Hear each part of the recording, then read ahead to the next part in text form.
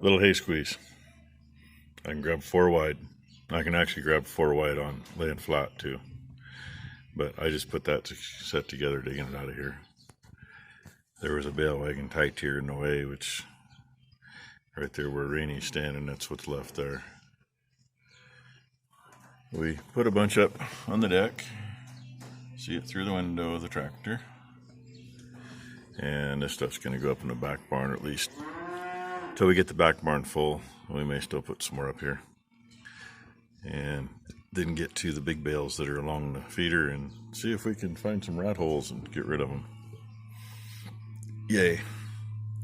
We've already dumped, at least a half a dozen bales have been thrown out in the barn there because they were so full of rat piss. And there's a spot, I don't know why the dogs liked it so much, but just this side of that pole, there's a dirt mark on the back side of the feeder there.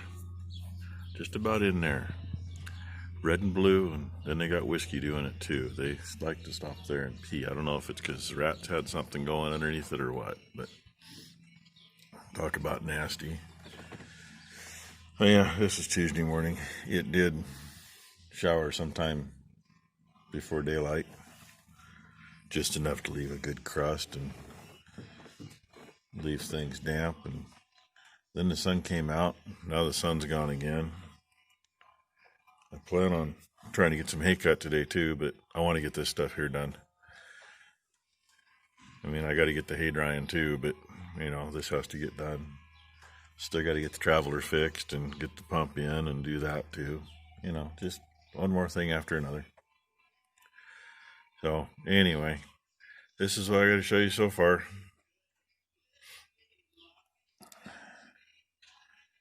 I don't know if you can see the cows out there or not. Yeah, too bright.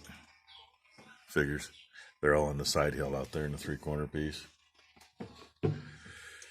And I've really been surprised. I haven't seen any mice or rats yet. I know they're still here.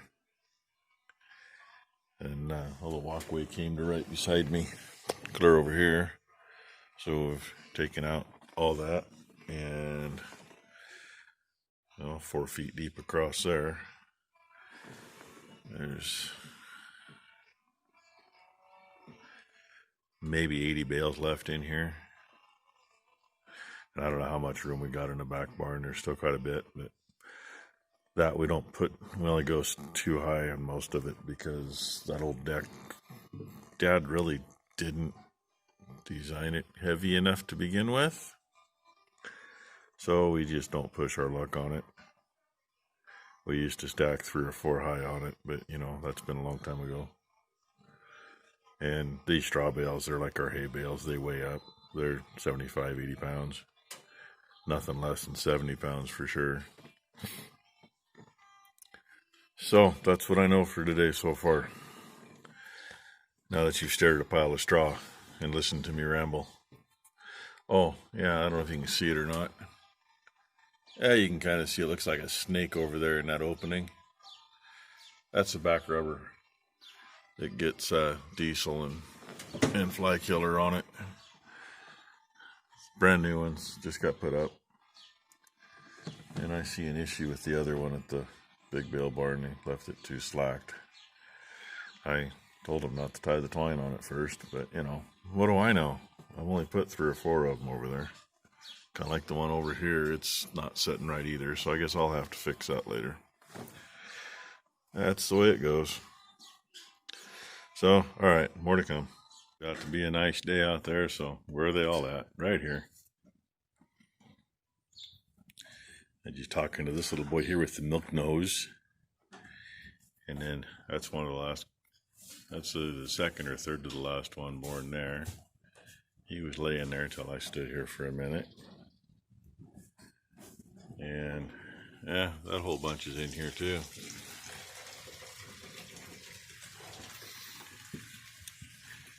And this part of the mess is here.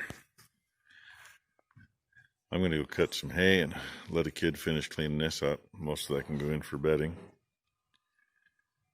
And I don't want to do it without at least 2 of us here. I'm going to take these bales out one at a time and see what we find. You know, there's a hole there, another one there, and don't look like there's one there. I know down here there's another 3 or 4. Some pretty nasty spots in there.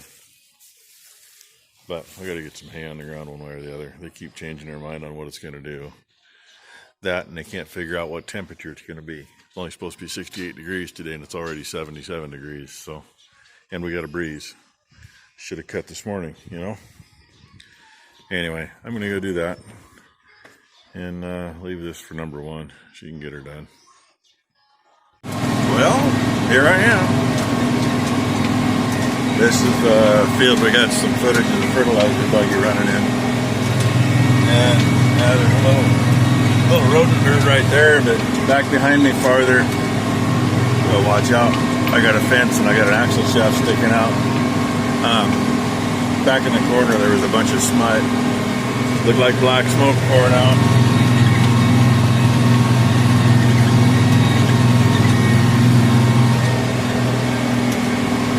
There's 2 little patches here. There's 10 acres total.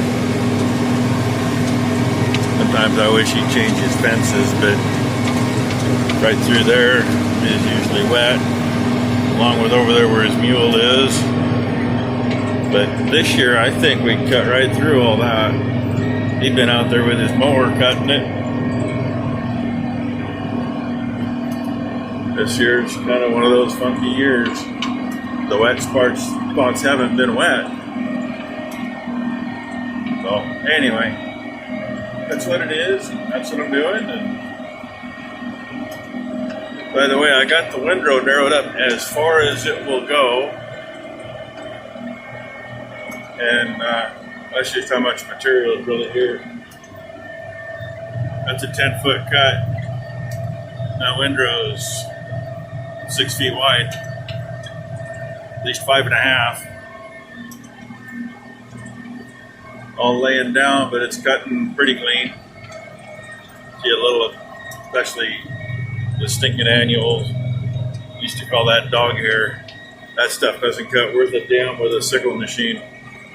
This thing blasts right through it. With a sickle machine, all you do is sit there and screw around for 20 minutes to go 10 feet. Get you some more of that.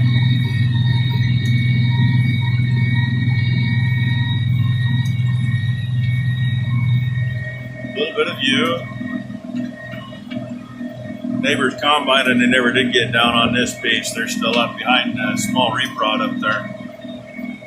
I expected to see the combines parked over here, right over in that little low spot. That's usually where they park them once they get moved over, but obviously they didn't.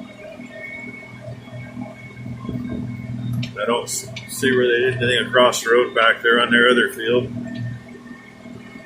And I haven't heard them running today. It doesn't mean I would, though. The wind's been noisy, but we should have seen some dust. Should have had some dust in the yard, actually. Right there's the end of our driveway. That's how close to home I am. Almost too close. So, anyway, Mother Nature had a little fun with the neighbor's windrows, too. The fence I was coming down along over there, about the middle of the screen where it splits. Already his windrow's laying over in this next field I gotta do. So, I'll probably get you some more later.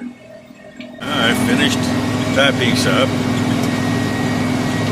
2, 4, almost 7 rounds on this piece. And I was gonna bring something up. Some of you folks in the southeast, mainly the south, you might recognize that grass. Real leafy. Around here we get 2 to 2.5 tons per acre on it. So we only get half a crop basically, but real sweet smelling, especially when it's put up right and you put it in a barn. We used to farm a place, and the gentleman that had it in 1954, he went to the extension office and he says, "Hey, I got this place. I want to raise a few steers, have a couple cows. What should I plant for grass. And they just handed him a bag and they said, here, plant this stuff. Well, we've got it in a lot of fields now, probably because it's traveled around on a mower or a baler or whatever, even though we clean stuff off. Gophers don't really seem to like it. They seem to avoid it, which is kind of neat. But in the South, I've been told it's considered a noxious weed because it will grow, with the humidity, it will grow a toxic mold on it and it'll kill livestock. But here we don't have a problem with it. At least in, oh God, we farmed at other guy's place for probably 40 years anyway. And that was always good horse hay. That's what most of the real leafy stuff is in here. There's a little everything in this patch. Little velvet grass, fescue, a little bit of orchard grass. I want to say when we planted all this, which I mean this has been planted 30 years ago. I don't think we've replanted it since then. It was mainly fescue and orchard grass that went in. Maybe a couple others. But I just thought I'd share that little tidbit. Is say this strip through here, I'm almost getting out of it now, but there's still quite a bit in here. And for us, here it doesn't have to get cut early. When we had that guy's place, that was usually some of the last stuff we cut. And we could cut that the tail end of August or into September if the weather was still good enough to make hay. As long as you get it dry and put it in a bale, it'll look just as good at the end of September as it would have looked 1st of July. So, you know, just little tidbits. And I'll probably call this the end of the video. I don't know how many. I got a bunch of little short clips to throw together. And number one did a short clip the other day when I was loading big bales on the semi in the field. She finally sent it to me, and I think if I can get it to upload right, I will put it on the end of this so that you can see it. If you don't see it, obviously I had issues with it. So with that, thank you for watching. Please like and subscribe, like everybody always says. And I'll get something else for you probably tomorrow. In the meantime, that's our weather. I checked with the neighbor before I come to cut this. I said, hey, you want it knocked down now or wait and see what the weather's going to do? And they said, well, the weatherman they watch says it ain't going to rain all week. It's supposed to be nice. Weatherman I watch says it might rain. Or was supposed to today, which I guess it did early this morning. But, you know, not enough to do anything. They lied on the temps too. It's supposed to be 68 degrees and at 12:30 it was 78 degrees. But they still said it was 68. Go figure. Anyway, a little more view for you. A little more of that. As I miss the corner. This is one of the few fields where I actually get to see the top of the mower. Part of it is a lot of it's down. Not all the way down, but it's laying down pretty good. But, alright, thanks for watching. Well guys, sorry about the noise of this truck, but we are loading bales. I'm sorry it's so shaky, but the truck's shaking pretty good. We're trying to beat the rain.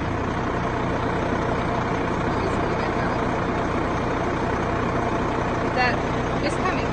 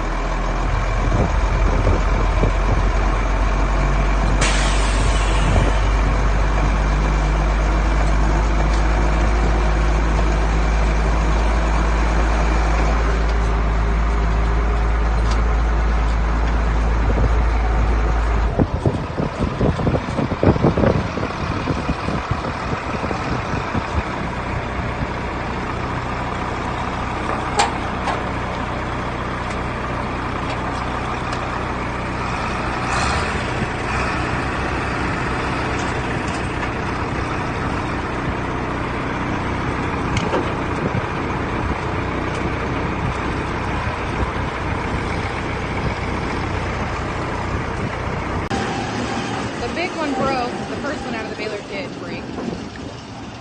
I figured it would have. And these two he wanted me to grab earlier with my sister this morning, but that didn't happen. I tried grabbing one and then I grabbed swine instead. And so he found out the hard way on all three of them that was not going to be the case for us to just lift it and put it on the truck and then feed it out. So he's rebailing. The other soft one, however, is on the baby freight. So I just figured I'd catch a little video.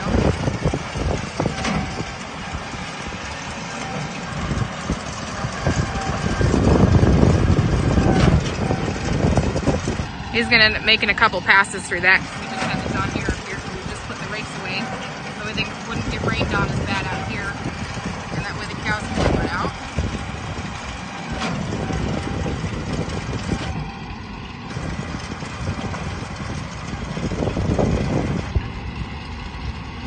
Some of those flakes didn't break up like I wanted them to, so we just have to go a little slower. Try not to plug it, because Lord knows we've had enough plugging for the day with the little baler. I broke 3 or 4 shear pins off, and I plugged it at least 3 or 4 times. And of course, it was for a customer, so that makes it even worse, but we got through the day, got theirs baled, got the baler in the barn, came out here, started helping Dad.